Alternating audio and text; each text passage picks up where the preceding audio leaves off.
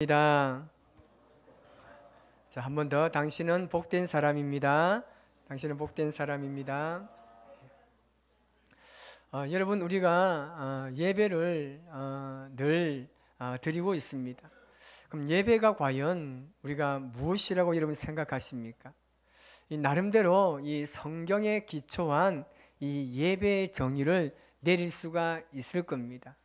제가 이 말씀을 준비하면서 제가 일주일에 예배를 얼마나 드리는가 세보니까 한 공식적으로 한 8번 정도의 예배를 드리면서 제가 설교를 합니다. 근데 지금까지 살아오면서 제 삶에 이 예배를 한번 분류를 해보니까 3가지 정도 이 종류의 예배를 분류할 수 있었습니다. 첫 번째 예배가 뭐냐면 이 연결 예배입니다. 누군가의 손에 이끌려서 그냥 교회 가서 그냥 시간만 보내다가 돌아오는 예배였습니다. 아무것도 모르는 거예요.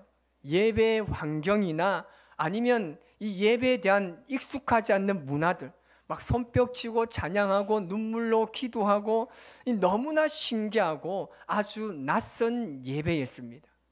두 번째는 이 첫사랑의 예배였습니다.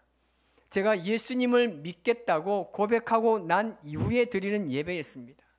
그 시기는 그냥 교회가 좋고 예배가 좋은 거예요. 그래서 예배 한 2시간 전에 미리 와가지고 온갖 간섭을 다 합니다. 주방에도 가봤다가 어디 모임에도 가봤다가 아이들이 모여있으면 거기 가서 함께 놀았다가 그리고 예배 시간만 되면 그 목사님의 설교 말씀을 하나도 놓치지 않기 위해서 막 노트에 적던 정말 그런 예배가 있었습니다. 그리고 마지막으로 하나의 예배는 뭐냐면 이 목마름의 예배였습니다. 정말 진짜 예배가 뭘까? 다른 거 다 제쳐놓고 정말 하나님께서 원하시고 주님께서 받으시는 그 예배가 과연 어떤 예배일까? 그 예배를 위해서 정말 고민하고 갈등하고 연구하는 그런 예배, 정말 하나님께서 기뻐하시는 예배를 드리고 싶은 예배가 바로 지금의 목마름의 예배입니다. 그러면서 성경의 인물 한 사람이 뇌리를 스쳐갔습니다. 그 사람이 누구냐면 이 우물가의 물길로 나온 이 사마리아 여인이었습니다. 이 여인의 이 정말 고민, 이 고민이 오늘 저와 여러분의 고민이 아닌가 생각됩니다. 이 여인 앞에 예수님이 나타납니다. 이 여인이 예수님께 질문하죠. 예수님, 우리는 조상 대대로 저 축복의 산이라고 불리우는 그리심산에서 예배를 드렸는데 유대인들은 예배는 예루살렘에서 드려야 그게 진짜 예배라고 말하고 있습니다. 도대체 어떤 예배가 진짜 예배입니까? 라고 질문하게 됩니다. 여러분, 이 여인은 평생토록 정말 하고 싶었던 질문, 정말 예배는 드리기는 드리는데 정말 답답함이 그에게서 떠나지 않는 그 예배에 대해서 예수님께 질문한 겁니다. 오늘날로 말하면 어디 대형 교회 가가지고 예배 드리는 그 예배가 진짜 예배입니까? 아니면 정말 유명한 목사님이 설교하는 그 예배당에 가서 예배하는 게 진짜 예배입니까? 예수님께서 뭐라고 말씀하십니까? 예배는 여기 있는 것도 아니고 저기 있는 것도 아니다. 예배는 그리심산에서도 아니고 예루살렘 성전에서 아니라고 말하면서 예수님께서 하신 말씀이 신령과 진정으로 드리는 예배가 진짜 예배라고 말씀하고 있습니다. 이것은요, 예배하는 사람의 태도나 마음가짐이 어떠하냐에 따라서 그게 진짜 예배라는 겁니다. 이런 의미에서 볼 때에 오늘 우리가 다시 한번 예배를 한번 생각해 봅시다. 그리고 하나님께서 원하시는 예배가 무엇인지, 지금까지 뭔가 내 삶의 예배가 잘못되어 있다면 그 전부 다 걷어내버리고 정말 형식적인 것들 다 벗어버리고 진정한 예배자로 거듭날 때 하나님께서 우리에게 약속하신 것이 과연 무엇인지 그것을 확인하고 그것을 우리 일평생에 다 누리며 살아가는 저와 여러분의 삶이 되시기를 주님의 이름으로 축원합니다. 그 첫 번째가 뭐냐면 오늘 말씀 보니까 내게 토단을 쌓고라고 말씀하고 있습니다. 이것은 장소에 대한 말씀입니다. 토단이라는 것은 뭐냐면 그냥 흙으로 쌓은 제단입니다. 그러니까 그냥 자연 있는 그대로 지금 네가 서 있는 그곳에서 그냥 흙으로 제단을 그냥 만들라는 겁니다. 그래서 이 제단은 어떤 형상화가 되든지 아니면 사람의 뛰어난 솜씨로 아름답게 만든 제단을 의미하지 않습니다. 여기서 말하는 토단은요, 정말 하나님과의 약속에 대한 의미가 더 깊습니다. 예배의 자리, 예배의 순간은 어떤 특별한 것, 특별한 시간에 만들어지는 게 아닙니다. 어디를 가면 정말 참 거룩한 예배가 이루어지고 있고, 정말 거기 가면 정말 하나님의 은혜가 임재하는 예배가 있다. 우리 한국 사람들은요, 이걸 너무나 좋아합니다. 어디 가면 거룩하고, 어디 가면 정말 하나님의 임재가 임하는 것 같고, 이런 건 너무나 좋아합니다. 어떤 장소는 거룩하고 거기만 가면 예배가 일어날 수 있는 곳이고, 어디는 아니라고 말합니다. 어떤 특별한 시간, 그때만 예배가 일어나는 것이고 나머지는 아니라고 말합니다. 여러분, 예배는요, 그런 곳이 아닙니다. 우리가 어디든지 예배 자리를 만들 수 있는 게 바로 하나님께서 토단을 쌓으라는 겁니다. 그래서 그 자리에서 너희들이 제단을 쌓으라는 거죠. 그래서 여러분, 우리가 거하는 어느 곳이든지 여러분 예배 장소가 될 수가 있습니다. 여러분이 누군가 만나는 그 교자의 현장이 여러분 예배 장소가 될 수 있습니까? 될 수 있어요. 여러분, 화장실에 들어가면 그것이 정말 죄송하지만 예배의 단을 쌓을 수 있습니까? 있다니까요. 오늘 하나님께서 우리에게 그렇게 말씀하십니다. 본문을 보니까요, 4개의 토단을 쌓으라고 말합니다. 누가 쌓습니까? 내가 쌓는 거예요. 하나님께서는 하나님을 위해서 너희가 제단을 쌓으라고 말씀하십니다. 이건 하나님께서 만들어주신 것이 아니라 우리가 토단을 쌓는 곳이 바로 예배의 자리, 예배의 시간이 되는 것입니다. 하나님께서는요, 언제나 준비가 되어 계십니다. 우리가 하나님 앞에 제단을 쌓고 그분의 이름을 부르기만 하면 하나님은 언제나 우리를 만날 수 있는 준비를 하고 계신 분입니다. 언제 어디서나, 언제 어느 곳에서나 하나님은 우리를 만날 준비가 늘 되어 계신 분입니다. 우리가 토단을 쌓고 열기만 하면 예배는 시작이 되어지는 것입니다.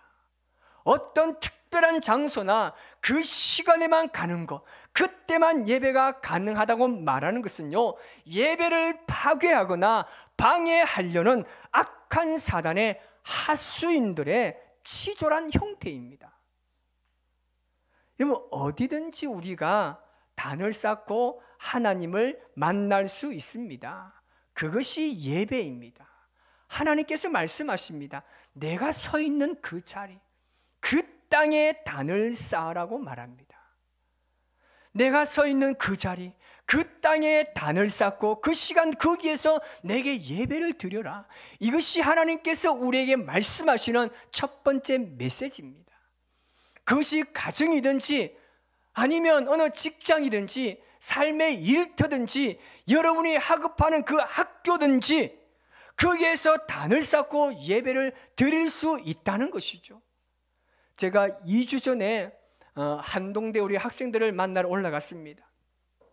거기 가니까 그 식당 앞에 가니까 2명의 청년이, 이 여자 1명이 이 기타를 들고 찬양을 하고 남자 1명은요 막 손 들고 하늘을 보기도 하고 막 돌아다니면서 뱅글뱅글 돌아가면서, 죄송합니다, 누가 보면 정신 나간 사람처럼 막 둘이서 찬양하는 거예요. 그 모습을 보는데 너무나 아름다운 거예요. 여자는요 말씀도 전하기도 하고 메시지를 전하기도 하고, 남자는 불렀다가 아멘 했다가 할렐루야 하면 여러분 그렇게 찬양하더라니까요. 이게 예배입니까? 예배가 아닙니까? 이게 예배입니다. 시간이 지나고 난 이후에 그 자리에 가니까 한 7명 정도의 학생이 함께 기도하는 모습을 보고 제가 돌아왔습니다. 그들은 그 자리를 하나님을 향한 소단을 쌓고 있었습니다. 그것이 바로 우리의 삶의 예배 자리라는 겁니다. 두 번째는요, 내 번제와 화목제를 드리라고 말씀하고 있습니다. 번제는 말 그대로 제물을 온전히 다 태워드리는 겁니다. 온전한 헌신을 말하는 것이죠. 그런데 이 번제는요, 아주 뚜렷한 목적이 있습니다. 그건 뭐냐면 오직 하나님만을 기쁘시게 하는 겁니다. 번제를 위해서 잡은 이 제물인 이 소나 양은요, 절대 다른 것에 쓰이지 않습니다. 뭐 가축이나 똥은 다 버리고 그 남은 모든 것을요 다 태워서 올려드립니다. 사람이나 제사장들 먹지 않습니다. 전부 태워서 하나님께 올려드립니다. 레위기 1장의 말씀에 보면 번제에 대한 규례의 내용이 나오는데 그게 정말 중요한 두 가지 표현이 나옵니다. 그 중에 첫 번째가 뭐냐면요, 여호와 앞에 연락하시도록 드린다는 겁니다. 예배는요, 하나님께서 받으실 만한 것이 되어야 한다는 겁니다. 오직 하나님만 생각하고 드리는 것이기 때문에 하나님께 연락되도록 해야 하는 겁니다. 그래서 우리가 예배 드리러 나올 때에 이 한 시간에 드리는 이 예배가 정말 오직 하나님께만 올려드리는, 하나님께만 연락되는 예배가 되어야 됩니다. 그러니까 여러분 마음과 생각과 그 모든 것을요 다 이 예배에 쏟아 부어야 되는 겁니다. 그리고 두 번째 또 하나는 뭐냐면요, 여호와께 향기로운 냄새라고 말하고 있습니다. 결국 구약 성경에 보면 이 여러 가지 제사가 많이 나오잖아요. 그중 기본적인 5가지 제사가 뭡니까? 번제, 소제, 그리고 화목제, 속건제, 속죄제가 있습니다. 뭐 위임제도 있습니다. 뭐냐면 여러분 속죄제나 속건제는 말하지 않습니다. 그냥 번제와 화목제를 이렇게 늘 두 가지가 함께 언급되면서 따라갑니다. 그 이유가 뭐냐면 하나님께서 원하시는 예배의 핵심이 바로 여기 있기 때문에 그렇습니다. 우리가 전심으로 하나님을 향해서 경배하고 찬양하고 경외함으로 하나님을 기쁘시게 하고 정말 영원롭게 하면서 번제를 올려드릴 때 우리 하나님은 선하시고 진실하신 분이기 때문에 언제나 신실하게 응답하셔서 우리에게 은혜를 주시고 우리와 교제하시면서 우리 가운데 하늘의 평안을 부어주시는 것입니다. 그것이 하나님께서 원하시는 오리지널 예배라는 겁니다. 물론 죄가 있어서 통곡하고 아픔이 있습니다. 그 가운데 눈물도 있지만 그러나 예배의 오리지널은요 번제와 화목제로 이어져 나가야 합니다. 인간은 죄를 짓기 때문에 그 죄에 따른 속건제와 또 속죄제도 물론 있습니다. 하지만 이 번제와 화목제는 늘 이어져 가야 하는 것입니다. 내가 예물과 하나가 되는 예배 가운데 온전히 나 자신을 드릴 수 있어야 하는 겁니다. 우리가 예배 드리면서도 머릿속에 지워지지 않는 여러 가지 잔상들을 다 떨쳐버리고 말씀의 나를 맡겨야 합니다. 그렇게 온전히 하나님 앞에 우리가 예배자로 설 때에 하나님께서 우리에게 어떻게 하십니까? 우리가 세 번째는 뭐라고 말하죠? 내게 강림하여 복을 주리라 라고 말씀하고 있습니다. 이것은 하나님의 변하지 않는 약속입니다. 예배 드리는 자들을 향한 하나님의 대답은 뭐라고요? 복입니다. 우리는 예배 드리는 자로서 항상 자신에 대해서 눈을 뜨셔야 합니다. 아무런 기대도 없이 아무런 가치도 모른 채 예배를 통하여 어떤 역사가 일어나는지 알지도 못한 채 그냥 그렇게 예배 드린다고 한다는 것은요 너무나 안타까운 이야기입니다. 그래서 우리는요 예배가 어떤 것이고 예배가 얼마나 소중한지, 예배를 드리는 나 자신은 얼마나 귀한지, 그리고 그것이 얼마나 엄청난 축복의 통로인지를 모르면서 예배 드린다는 것은요 지금 우리가 예배를 드리면서도 사탄에게 속고 있다라는 것입니다. 그래서 예배를 드리면서 나 자신을 발견할 수 있어야 하는 것입니다.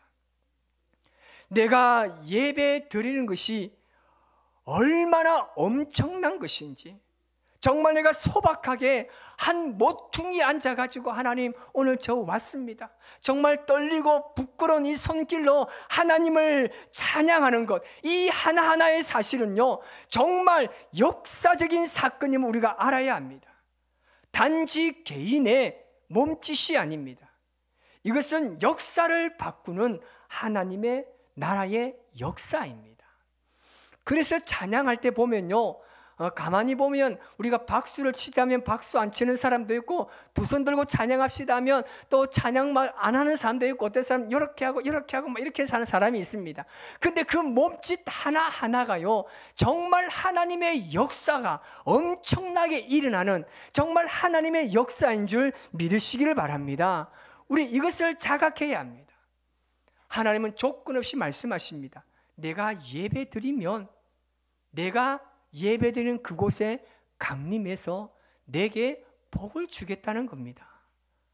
하나님께서 말씀하신 대로 예배만 드리면, 온전한 예배를 올려드리면 내가 복을 주겠다는 것은요 하나님의 약속입니다. 변하지 않습니다. 이게 답입니다. 조건 없이 하나님께서 주신다고 하셨습니다.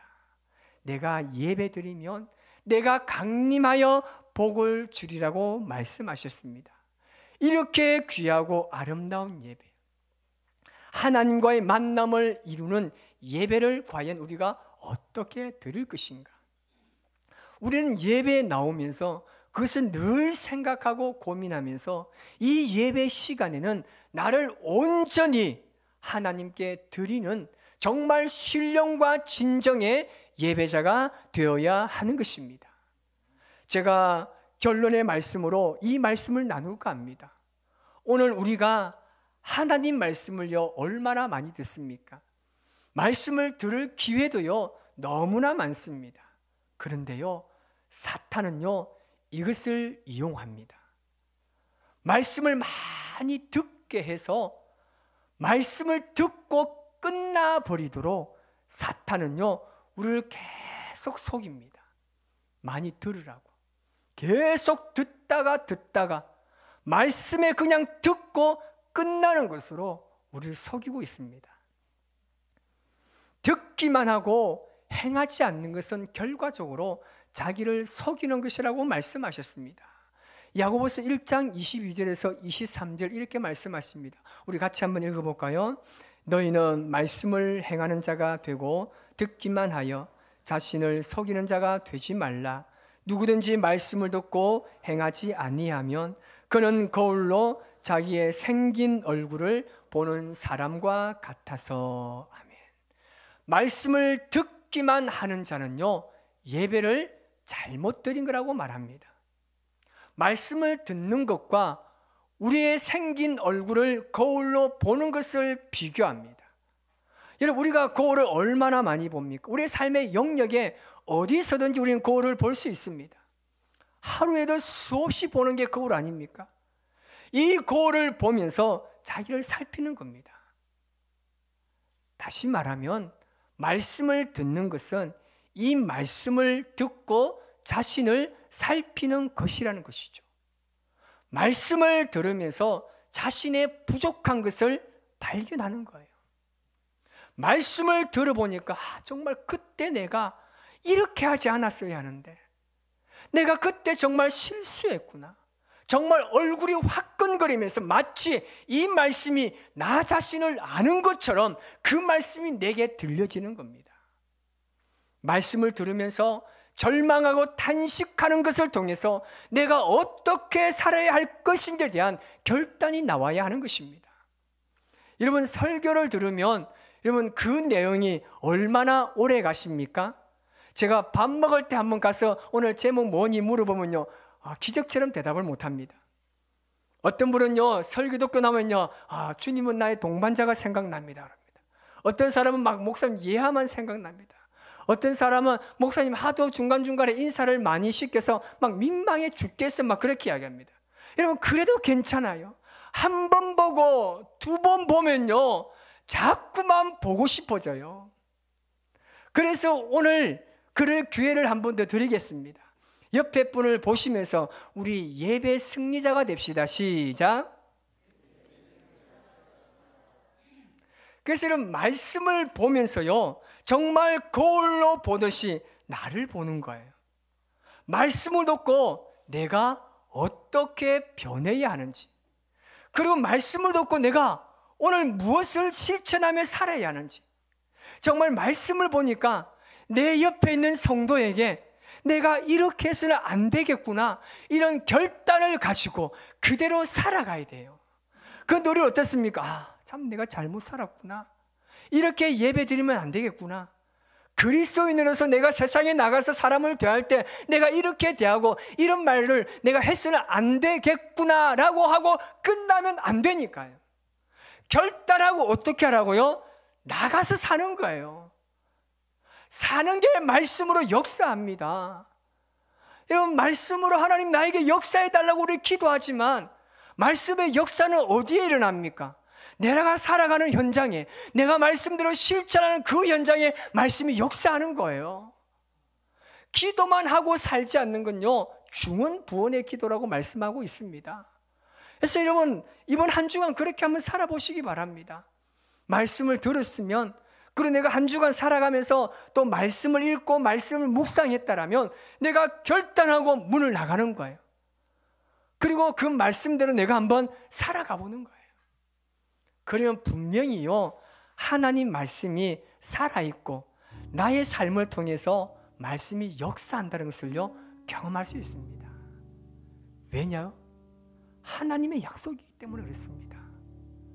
하나님께서 그렇게 말씀하셨기 때문에 말씀대로 살아가는 여러분의 삶의 현장에 분명히 하나님은 역사하십니다. 아마 한 주간 여러분 말씀대로 살아가 보면서 기록해 보세요. 한 주간이 지나면 엄청난 자기 성장이 그 안에 있음을 발견할 수 있습니다. 말씀을 듣고, 여러분 말씀을요 잊어버리면요 우리의 믿음은요 절대 자라지 않습니다. 10년, 20년, 30년, 50년, 60년요 그렇게도 변하지 않는 사람들이 왜 있겠습니까? 말씀을 잊어버리면요 절대 우리의 믿음은 자라지 않습니다. 말씀을 듣고 그 들은 대로 살려고 노력할 때 그 노력의 대가가 지금 내 눈앞에는 보이지 않을지라도 그 사람의 믿음은 우리 보이지 않는 곳에서 점점 성장하고 있음을 우리 하나님께서 그에게 가르쳐 주십니다. 여러분, 신앙의 성장이 멈추는 이유가 뭡니까? 행하는 신앙에서 듣는 신앙으로 바뀌어지기 때문에 그렇습니다. 듣는 것에만 몰두하는 구조로 가면요 신앙의 딜레마에 빠질 수밖에 없습니다. 우리가 어떤 자료를 컴퓨터에서 인쇄할 때 컴퓨터에서 프린터기로 입력을 시킵니다. 하지만 입력을 시켰지만 이 프린터기가 출력하지 못하면 걸리잖아요. 막힙니다. 마찬가지죠. 입력이 되었으면요 출력이 잘 되어야 아무런 문제가 없습니다. 그러면 신앙의 딜레마에 빠지지 않습니다. 우리가 이 말씀을 듣고 입력을 했다라면 이 말씀 들은 것 가지고 세상에 나아가서 출력을 해야 우리의 신앙이 성장하게 되어 있다라는 것입니다. 그래서 이번 한 주간 우리가 하나님 말씀을 부여잡고 그 말씀대로 살아나기 위해서 정말 진짜 예배자로 우리가 승리하기 위해서 싸워야 돼요. 영적으로 싸워야 합니다. 싸우지 않고 다 포기해버리면요 우리의 예배 자리는요 날아가 버립니다. 그래서 믿음의 사람은요 끊임없이 영적으로 싸워야 합니다. 교회 나가지 못하게 하는 생각들요 싸워야 돼요.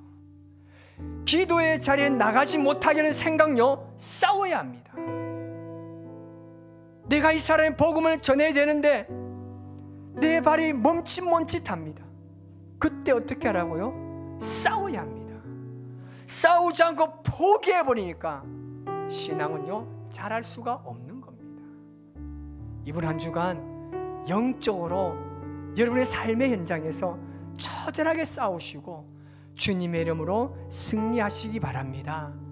반드시 하나님께서 여러분을 도우십니다. 여러분에게 힘을 더해 주십니다. 이 믿음으로 나아갈 때 우리와 함께 하시는 그 하나님을 경험할 수 있을 겁니다. 오늘 시간에 이 찬양으로 주님 앞에 영광을 올려드릴 때